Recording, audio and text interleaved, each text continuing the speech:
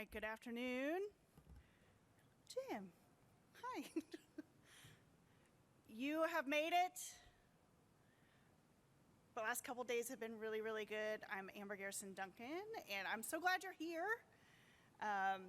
Isn't it weird to be in person and how much our energy has shifted and changed from being on Zoom calls and going in 30-minute sprints to like, oh, now here we're together for an hour. That felt like 5. So hopefully this doesn't feel like 5.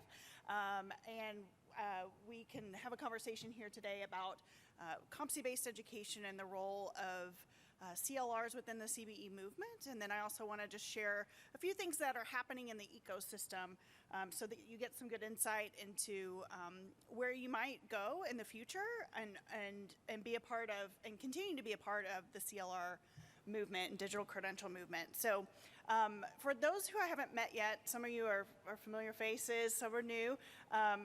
Again, I'm Garrison, Duncan. I'm currently the Executive Vice President of the Competency-Based Education Network. And we are an organization that was founded in 2015. So really right up around the time that CLRs were getting started.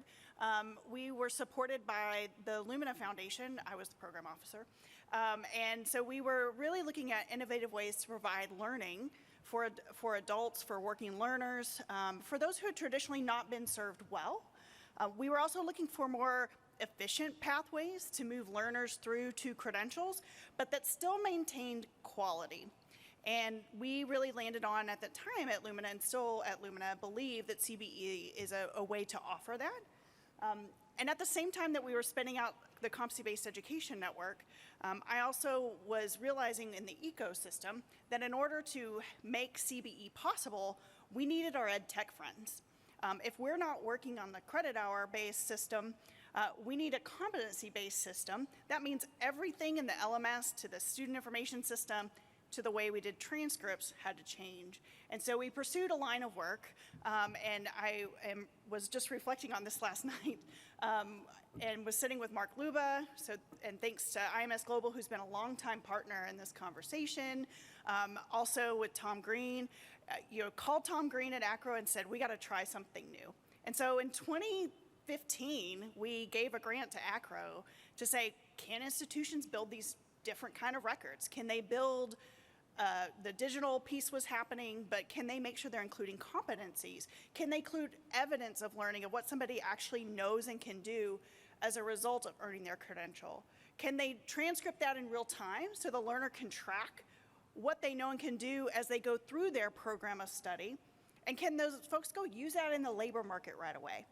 And so those were our big questions. And so last night I kind of went down a rabbit hole, was watching. We have videos from that first conference, and we were like, oh my gosh, people did it.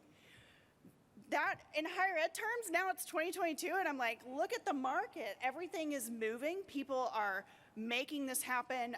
We've had iterations on the Comprehensive Learner Records data standard. We now have partnerships looking at how does this line up with employers? How do employers consume these records? How do we use them in new ways? So just, again, a reflection of when you think about higher ed change and how hard that can be, that we've come a long way in a really short period of time, and it's no doubt thanks to all of you in this room who have been pushing on this and working on this, whether you're at an institution who's trying to work in competencies, whether you're a tech provider who is helping us, again, think about new ways to structure our data and our learning, our artifacts, and being able to present those in new ways. So just had to take a moment to say kudos. That's a pretty big moment, and just really appreciate the opportunity to continue to be here with you all in my new role through Competency-Based Education Network. I also realized yesterday, CBE's been thrown around a lot. You heard from SNU this morning, you've heard Western Governors University.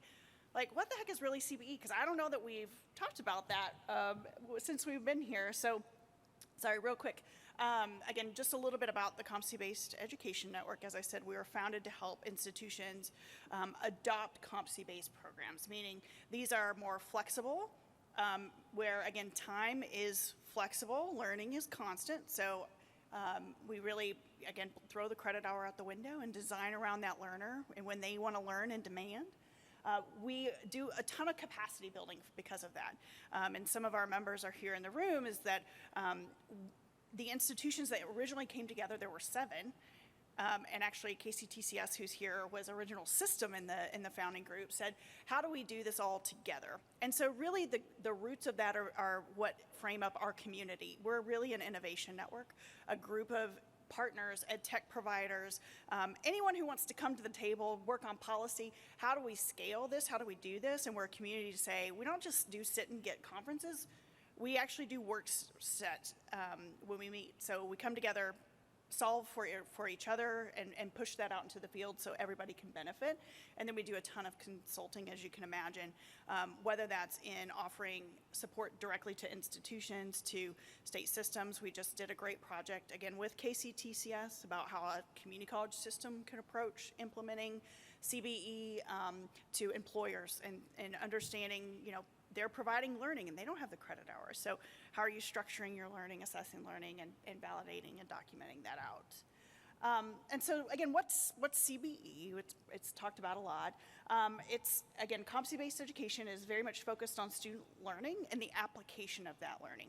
So this is something that I always like to talk about too, is that CBE really pushes in the post-secondary learning space that it's not just enough to know something, you actually have to be able to do something with the knowledge that you're acquiring, with the skill set we're asking you to do, because what we want to make sure is we walk you through in a formative way, a practice, application, and then again, by the time we get to the record, that's a summation and a summative format of mastery.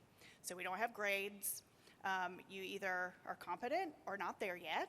And it incorporates a lot of the growth mindset stuff you've probably been hearing too about, like, assessment is more about practice and, again, feedback and getting out and trying. You have multiple attempts to move through and demonstrate that competency. And again, we want you to apply that in a real-time setting. So the fact that I love about this is we will often, assignments sometimes are, go try this at work tomorrow. We just talked about listening skills. Go try this at work tomorrow. We're going to reflect on this and say, how did it go? What did you learn? We will ask employers to give feedback directly to the faculty member and the student about how that actually went on the job. So again, it's very much embedded in what I have to be able to do at the other side of this credential. And my progress is measured based on that. So if I know something, I can move really quickly. And I can move through that very fast. Or I may say, you know what? I don't know about you. Anybody take chemistry in college? Chemistry was really rough for me. I needed like summer. And I had to just be like, summer, I'm honing in on this. And so in a CBE program, you can say, I want to move, again, really fast through this stuff, but that chemistry stuff, man, I know I need to focus on that one thing and that one thing only and incorporate that into my life. So, and that doesn't have to be a fall summer decision anymore. That's let's walk you through your program. You can decide as you move and progress in a way that works for you as a learner. The other piece of this is very much, I always say to folks, it is no longer thinking about course as the pocket for learning, right? We have modules of learning that add up to program level outcomes. So while we will piece those program levels outcomes out into particular modules and assessments and things, they all have to add up to program level outcomes. So everything is backward designed. So any of you that do curriculum mapping tools, assessment tool, you have to have an assessment strategy. We really lean on your work to help us, again, execute all this. Otherwise, it's an Excel spreadsheet, and that's a nightmare.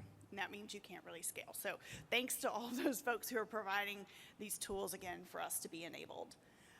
The benefits of this, as we've been able to document over time, is that if you are working, again, on a program level of a competency-based program, it's much easier for you as a learner to come in, because my first job is to say, if I'm personalizing your learning journey, what do you already know and what can you already do? Because guess what? I'm not going to make you take that stuff over. I'm going to say, you get credit for that, and you start right where you are. So, because I'm not doing this in a course-by-course comparison, I can take everything you bring to the table. So we really maximize what someone already knows and can do and gets them right on their path. So it's much easier for institutions to award prior learning for them.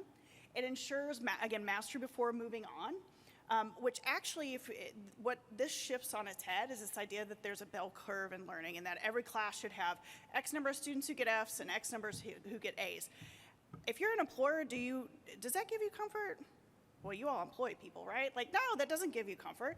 So what we do is make sure every learner reaches mastery. And every learner deserves to reach mastery. And we're going to work with them to make sure they get to that place before they go on. So when we think about equity, what we know in most courses is no one's disaggregating data to understand who's reaching mastery and who isn't. And when you start to examine that data, disproportionately, guess what? It's low-income learners of color and adults who are not reaching mastery in our traditional methods. And so again, this is a way to really examine those learning opportunities, see where there's gaps, and really make sure every learner is getting across the finish line through that personalized approach. So because my learning is personalized, all of my wraparound supports are now personalized too. So I know for that learner, you know what, this particular person, we're doing hybrid, and the transportation thing is a real problem. I'm embedding this right away because I know I've got to make sure that learner can get here, get to mastery, and move through.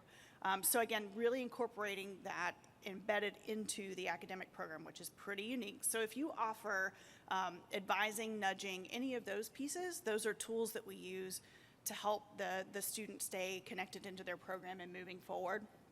And then because faculty are getting that real-time data from you, they can adjust in real time. So if something's not working, we don't wait half the semester to figure it out. If it's not working, it's not working. We can see it immediately because it's showing up in the formative assessment process. We're going to adjust immediately, again, and make sure that learner gets what they need. And then just thinking about the quality of the program. So when we talk about having program level competencies, those have to be set with employers. You can't just walk in and be like, well, I think I'm going to teach this today. You have to be able to demonstrate what employers, what are these competency sets, are they in demand in the field? And where this really lines up is you start to see, and Alex is going to talk afterwards about the employer's side of this, but we're starting to see people, industries like nursing has gone full in on competency-based. So there are essential competencies that every nursing student should have. So now we're doing continuing ed credit for nursing faculty because they've got to understand and be able to operate in competencies. So that quality connection, again, is very much embedded in what we do because we want to make sure learners have a job on the other side of this. In particular, again, we're talking about mostly adults who are working and need to know, if I do this, if I take this time, if I take this chance, and I give you my one shot at federal financial aid, are you going to deliver for me? And we want to be the ones who say, yes, absolutely. So that's just a quick breakdown of CBE. I like to do that because who in here went to a CBE program? Oh, we got one person. But that's, I didn't get the benefit of a CBE program. And so this is a newer model. And so just like to give you some understanding of when we say CBE, what are we really talking about? And just to give you a state of the field, there were some discussions yesterday about, like, is CBE going to have a moment? Is it, we keep having these starts and stops? And I would say right now, if I would have been asked if CBE is having a moment, I think that we are, mainly because, and we try to track this to be able to say if we are or not, so trying to, again, be evidence informed, is that you can see here that over 80% of institutions are in the process of adopting or have already adopted components of competency-based education. So that number is the highest that it's been since we started doing the survey in 2016. So again, we see a lot of movement. This was reflected in October when we had our annual conference. About 60% of the attendees at our conference were brand new to CBE, which again tells us a lot about where the field is and where the excitement is. And we have a lot of presidents who are like, we're going in campus. And so what did I do all January? I did faculty development workshops all January where people are like, I guess we're doing this, this is real. And so you definitely see a change in leadership and folks trying to really move their campuses along in this way. Why they pursue it? Expanding access. A lot of times what we see is students who enter CBE programs are not your traditional kind of student that you would have seen. So they don't compete with what your current program offerings are. It's actually bringing in new students who are like, I couldn't come, Fridays from 12 to 2 because I work 12 to 2 every day. Oh, you've got flexibility for time? Cool, I can come and do that. And so they're really opening up access. It's also, again, seen as a way to be more responsive to workforce needs. Again, that making sure you're embedding with the employer. And then just a desire for improved quality. These are the reasons campuses tell us that they get involved with CBE and they want to, are engaged or, starting to get engaged. And I mentioned to nursing, so this is where we see a lot more activity. Now, this doesn't mean that this is where the only place where the activity is, because what I also love about CBE Exchange is, I sat down at a table and I was like, oh, you run the welding program. Oh, you're running the master's, in theology, and then I've got a biology instructor in front of me where we really see everyone kind of coming to the table, but this is definitely where folks find it a little bit easier to start. I would say because some of these are again, the industries are very clear about the competencies they need. They have set competency frameworks for which they've said, these are the things that people need to be able to know and do to enter our labor market, our labor force. And so it makes it easier for colleges to grapple onto those and put them into action and learning. And again, just in response to COVID, I think this definitely pushed, and you all are seeing this, I'm sure, in your work of like, everyone was like, oh, we did it different? Okay, I'm a little more open to doing it different in the future too, so let's try. And we are definitely still seeing that interest. And that 82% of leaders surveyed said that they thought this was the trend. This is going to continue. This is not a fad. Competency-based education is really going to grow, and again, we need to be at the table. So I just wanted to kind of, again, share that information of how we try to track where the field is, where it's going, and share that data with you today. So what does all this have to do with digital credentials? And again, as I mentioned at the very beginning, this is why when I was at Lumina, we got involved in this, is we were trying to help in a competency-based model. Working competencies is the currency of learning. But as you all know, when you're trying to connect, compare, and validate competencies across learning spaces, like, again, people are doing that in Excel spreadsheets. Someone's taking a degree audit and being like, here's our degree program outcomes. Here's this thing, 8 transcripts you brought me, learner. I've got to sit down and go through that. Well, I can't scale that. And that means that decisions are being made at different quality by different people, applied differently. There's no fairness in that process. So we really started to say, if we capture learning, again, in a digital credential and in competencies with evidence included, can we enable a better way to connect, compare, and validate learning? Also recognizing that, and we got into it, that there's competency frameworks, again, and trying to have a common language, that is probably not going to happen in the US. We don't have a qualifications framework like other countries do, but that we are really, in true US nature, a federated system of competency language where everyone speaks their own dialect and we're kind of saying the same thing, but they're really kind of different. But again, technology has to help us understand that world. And so really, again, started down this path to be able to connect and share competencies across multiple learning contexts. So what can we do with the comprehensive learner record? So again, I shared, a lot of our time in the last 6-7 years has been, can we produce these? Can institutions actually lift this? What's the technology we need to lift this? What kind of data integration is needed? How do we, again, manage competency data and not credit hour data? How do we think about what employers need, how to present this in a visually appealing way? Are the data standards in place to make sure that as we're building these records, they all have the same data in them? That's the work that's been happening, and that's been monumental. Now where we are trying to get to is how do we use these, again, to power what learners need? And some of the things that we are looking at is, again, how do I give credit for prior learning? So how do I automate that process so I don't have a registrar sitting with Excel spreadsheets and documents, that we have standards by which we can look at what people bring in with them and award that credit automatically? And actually, can we guarantee that? Why can't we say to learners, you don't need to come enroll first for me to look at your stuff and tell you if we're going to give you credit for anything? People don't have time for that. Again, they're taking a bet. So how do we give them the most assurance that they're going to get the most credit for what they already know and can do? thinking about the role of stackable credentials, and this is really just how do I take bundles of competencies and stack them in meaningful ways, or micro-credentials, right, that have employer demand, but because of the learner record, I can show that over time. I can show the learner that over time, and again, it gives us a place to store those things in a way that we don't have currently. It's much easier to do. Are you familiar with the Guided Pathways movement, mainly in the community college sector? There's a piece of the Guided Pathways movement, and certainly in the CBE program, where again, I need to make transparent to the learner. What am I asking them to learn? Where are they learning that? They can help manage where they learn that? And then how do I give them markers of progress so they can track that over time? We know that's really critical to learners and the relevancy they see in what they're learning, but also in being able, we have stories of students going out and getting raises. And a $1, $2 raise on the way to their program completion is a big deal. And so that's some of the ways that, again, Guided Pathways, helping to merge the non-credit to credit space.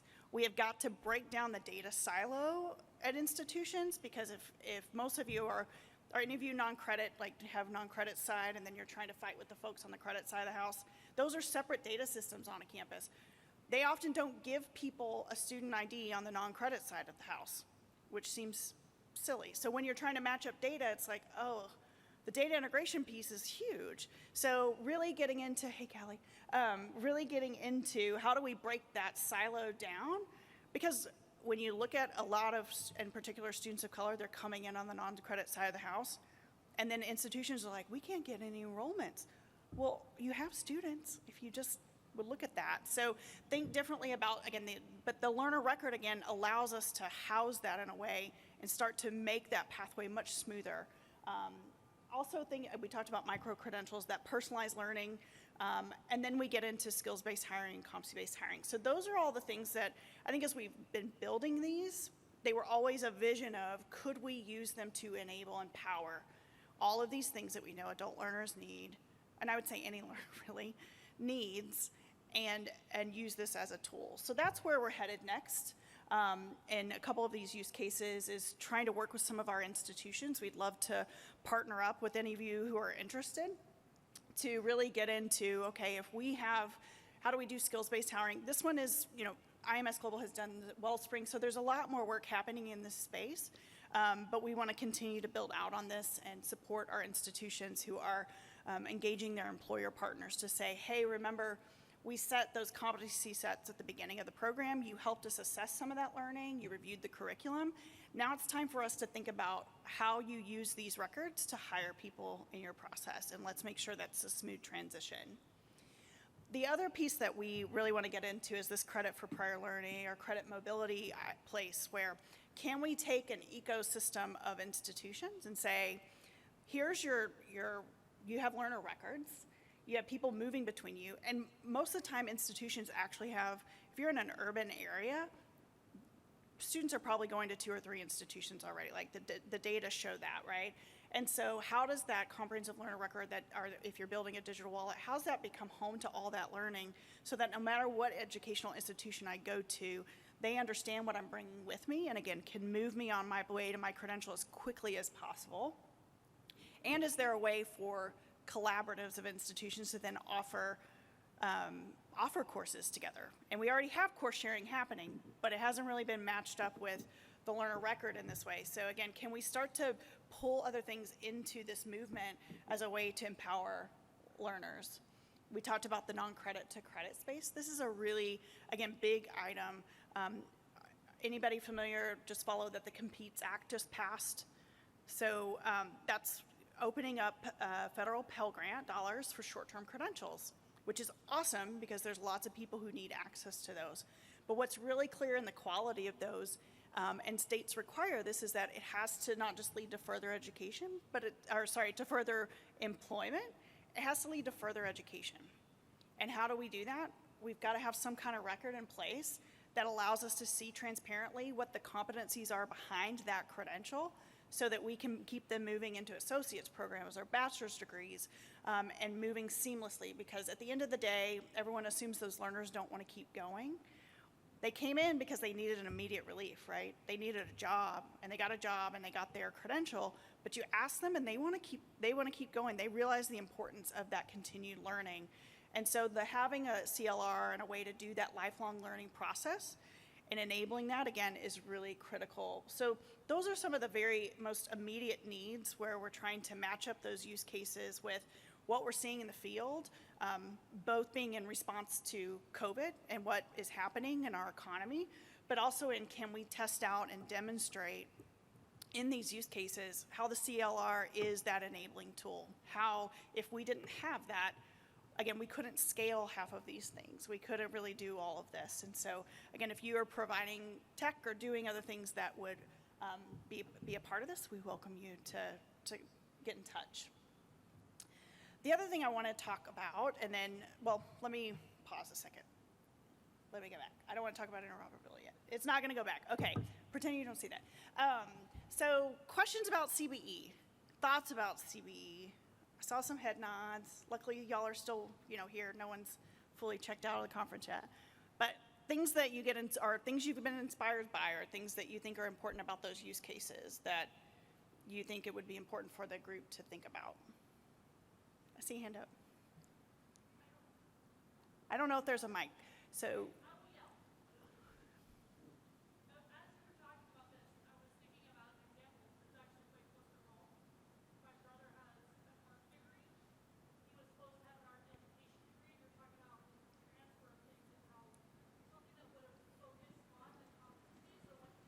Yeah.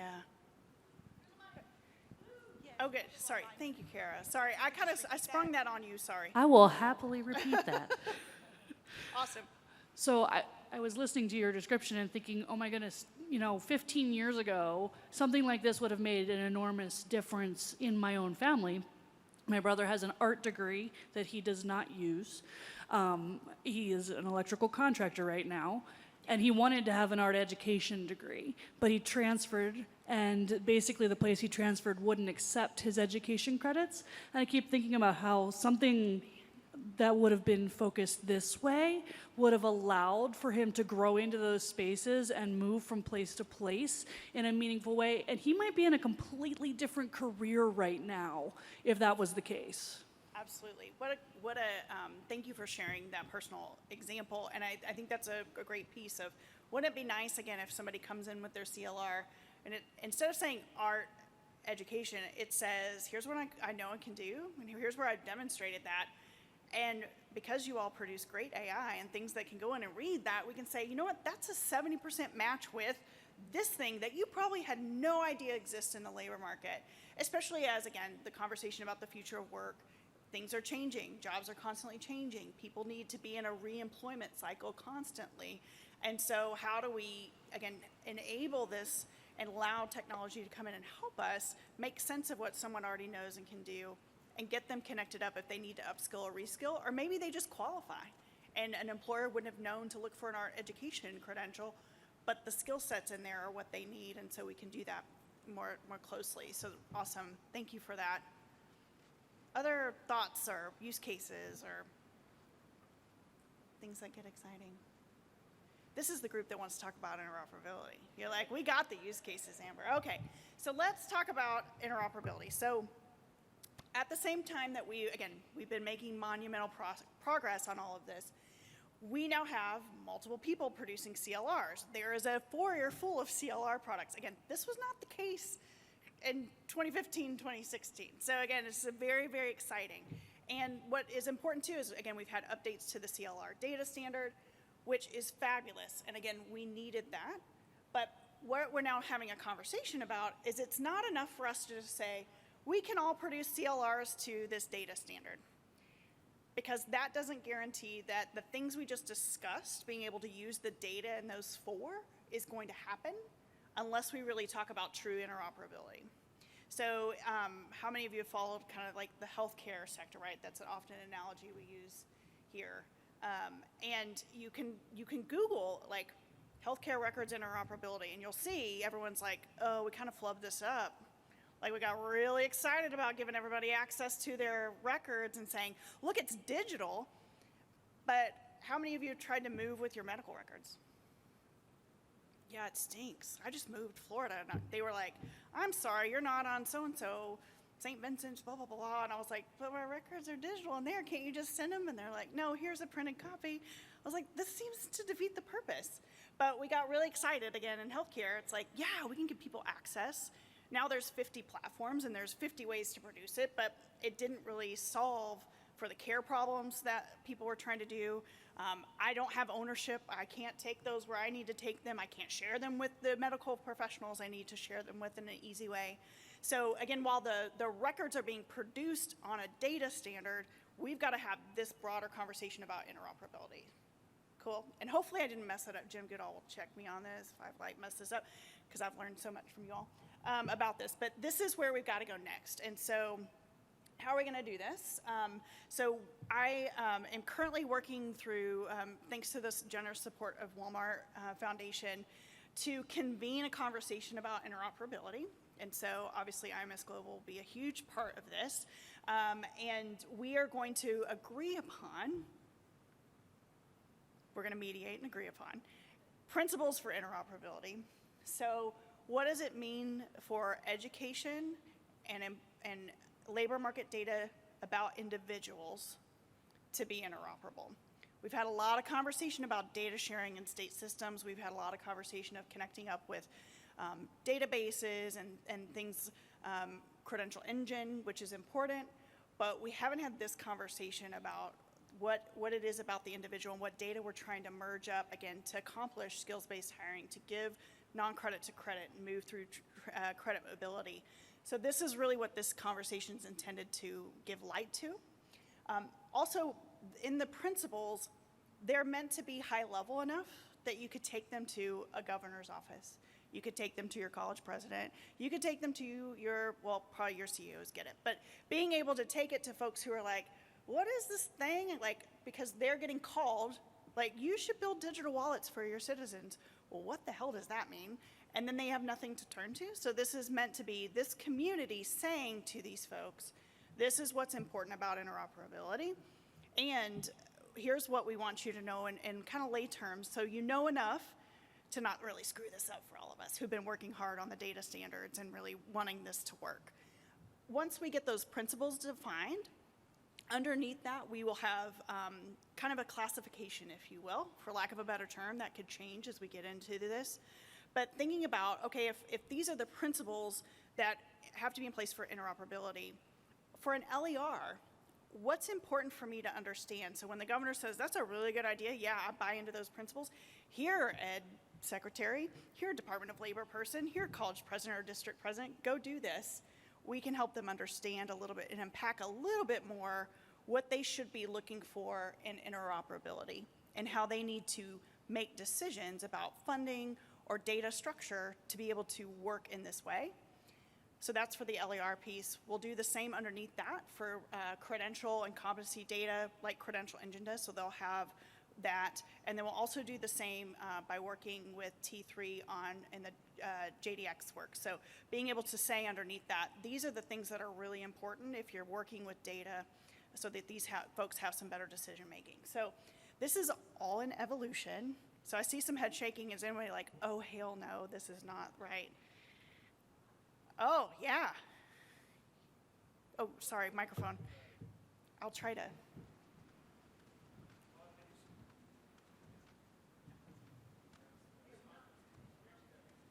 There's microphones coming.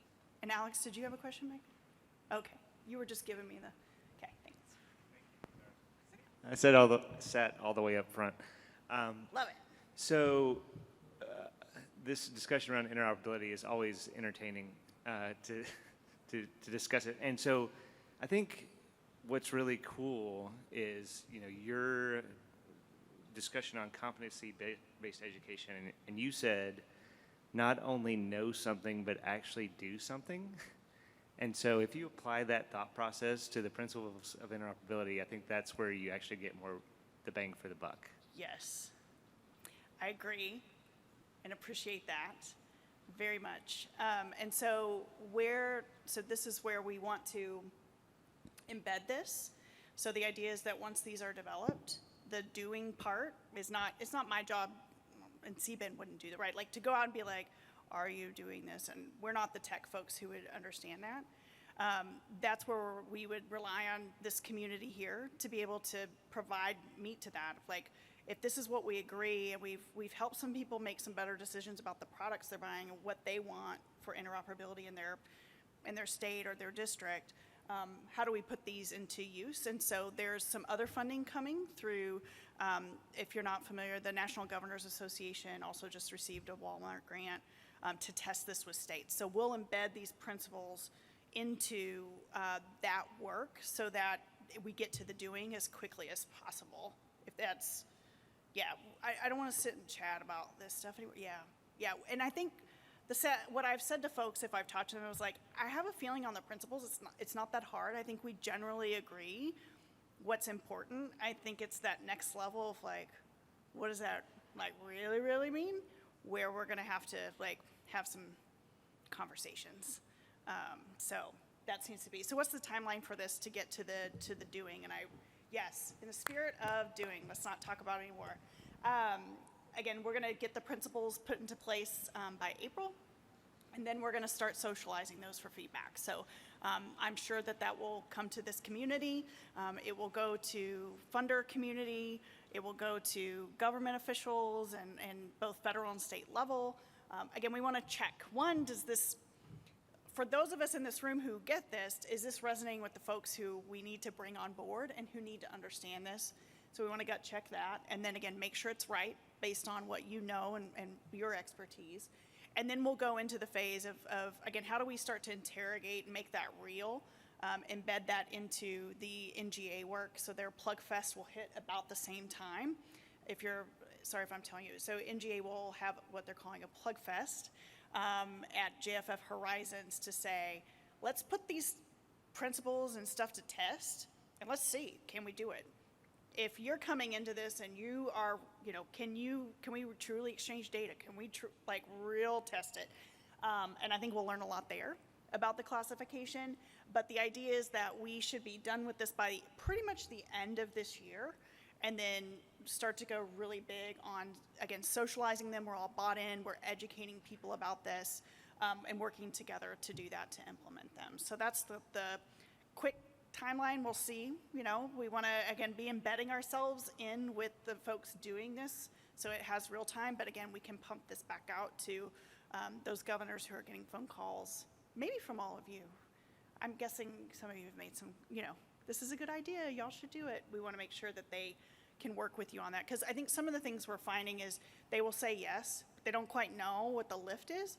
So then it also sets you all up in a bad way where they haven't backed the money behind it to make sure their institutions can give you the data you need to make a learner record or a CLR or a digital wallet. And so we also just need to do some realistic testing and education around that too. So that's questions. Do we have any from online too? I know there's. Well, I think we have time for one question from the virtual audience. Amber, how do you motivate an educational ecosystem to go down this path? What has been the impetus for most systems across academic and technical education to consider working together on CBE? Yeah, who asked that question? A great person in the audience. No, it's such a good question, because I do think a lot of the ways that we are thinking about CBE is a lot of the same work we've been having to do here in the CLR community, right? It has different meaning to different stakeholders. So what that means to the learner is going to be one thing. What it means to an employer is the next thing. What it means to an institution about how they're structured and how much their faculty really actually like working in teams on things and don't have to feel isolated. We've had to really think about the messaging that we are conveying, thinking about the use case, thinking about the benefits to each of those stakeholders, so that when I go in to talk to a policymaker, or if I go in to talk to, Pete at Credley, I can clearly articulate my value proposition to them and be able to say, can we get on board? Here's where this intersects. Here's where it's mutually beneficial. And that's why, to me, CBE and CLRs have always been mutually beneficial, because we can go further together. Our institutions can produce CLRs because they work in competencies. CLRs enable them to do things at scale that they couldn't do otherwise. So trying to think about those moments. And then just the other thing I would say to folks is this has been a pursuit with the mindset of partnership, with thinking about a mindset of abundance. I was just talking with someone this morning about this, is that we've welcomed anyone to the table that wants to come and be a part. No one's trying to put a stake in the ground and say like, I did this myself. It was, this is something we've got to do together on behalf of learners. And what do you bring to the table? What does this next person bring to the table? How do we partner up to provide that and move the field along? And so having that shared vision is just been key. And again, that opportunity to say it's not about our egos, our business, at the end of the line, actually my business went up, or I made, increased value proposition in the ecosystem because I came at this and was partnering with more people. So those are just some key things I would say are really important, and I think will continue to be important for us to all be successful. Good question. Time. That went by kind of fast, but not. Okay. Well, I encourage you at any time to be in touch with me if I can be of help to you. I'm here to be a part of, again, the movement. CBEN's here to be a part of the movement. If you have ideas, we love ideas, and we love to partner with folks like you. So if you are just looking for a hub of feedback, or if you want to hear, Amber, can you get 5 institutions together to give us feedback on X? Those are things we do all the time, again, because when you move, we move. And so any way we can partner, just let us know. And I will now turn it over to Alex from SHRM to keep this conversation going.